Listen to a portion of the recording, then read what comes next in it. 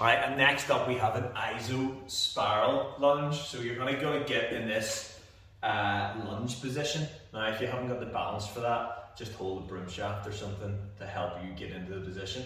As you can see, I'm quite active and nice and active up through my back foot, pushing the toes up. I'm actually going to turn that foot in slightly, and then I'm going to rotate. Now, as I rotate,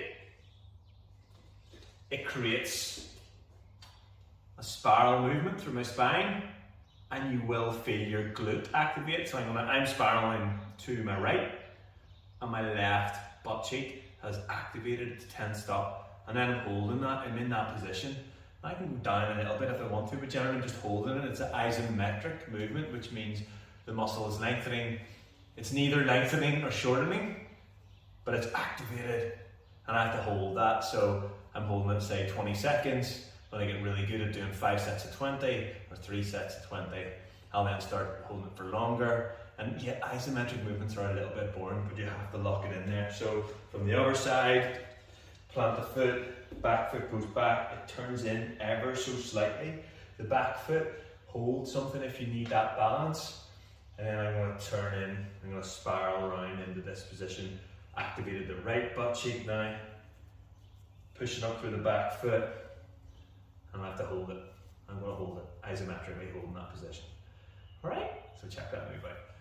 I'm going to give you one more though, and these are called Seza Child Rockers. When you're down in this position, you're on your knees, your feet non-active toes, your toenails are hitting the ground, and toes are just about touching, and you're going to sit back onto the heels and simply push back up, come down and push back up, and you're pushing back up until you feel your glutes activating again. So back up, I'm thrusting my hips through slightly, and I would be aiming for about 20 to 30 of these reps, and again, a nice little 3 rounds of 30 reps, or 3 rounds, 3 sets of 20 to 30 reps. And again, this one isn't as boring as the last one, because you get the move, but just do it when you're watching TV or something. And the same with the other one, hold those positions, and that's all you gotta do. As I come up, glutes are activated. As I go down, they deactivate, come back up. You're getting a lot of glute activation. It's also putting you into plantar flexion with your foot. So you're getting ankle mobility at the same time as you sit down on those ankles. So that's what you gotta think about. You're hitting mobility, a wee bit of strength, get some good glute activation. So if you ever go running or movement, you have spiral movement through your spine, plus you're getting activation. That's really important. So check those moves out and get practice. All right, and next up, you're doing towel retractions. So with towel retractions, you need a towel, you need your bare feet, and it's gonna look something like this. We have a towel, we have our bare feet. You're gonna try and spread the toes out. Now, the foot that you're doing the movement on, you're gonna raise the foot up slightly. All right, so the pressure is more around here, the ball of your feet and your toes. And then the actual retraction is you simply doing this for a set period of time. So, test it. Try and do it for like 30 seconds first. And then potentially you would do 3 sets of 30 seconds.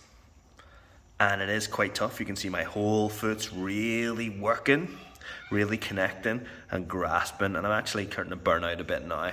Once you hit that 30 seconds, you're simply going to go swap over to the other side, foot up slightly, all right, and grip and retract. Once you get good at 30 seconds, you simply change and up it to a minute. So practice that movement and you can't go wrong.